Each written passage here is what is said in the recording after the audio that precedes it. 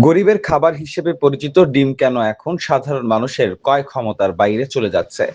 চট্টগ্রামের চকবাজার কাঁচা বাজারে খুচরা পর্যায়ে প্রতি পিস ডিম বিক্রি হচ্ছে 14 টাকায়, যা 2 সপ্তাহ আগেও ছিল 10 টাকা। পাইকারি বাজারে প্রতি ডজন ডিম বিক্রি হচ্ছে 150 থেকে 155 টাকায়। ক্রেতাদের অভিযোগ, হঠাৎ দাম বাড়ার পেছনে যৌক্তিক কারণ নেই, সিন্ডিকেটের কারণেই বাজার অস্থির হয়ে পড়ছে। অন্যদিকে পাইকাররা বলছেন, খামারিদের কাছ থেকে বেশি দামে কিনতে হওয়ায় তারা চাপে রয়েছেন। দাম বাড়ায় ও বিক্রি কমে গেছে। এদিকে লাল ডিমের পাশাপাশি সাদা ডিম, হাঁসের ডিম ও দেশি মুরগির ডিমের দামও বেড়েছে। বাজার নিয়ন্ত্রণে কার্যকর মনিটরিং এর দাবি জানিয়েছেন সচেতন মহল। এখন ডিম আমরা 105 টাকা, 110 টাকা, 20 টাকা কিনছি।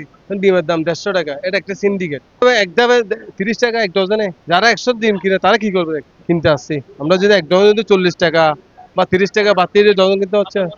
হাঁসের ডিম আছে, লাল ডিম আছে, আর সাদা ডিম আছে। আমরা কোসারা বিক্রি করি। ডজন 150 টাকা, ডজন 150 টাকা, হালি 50 টাকা এরকম।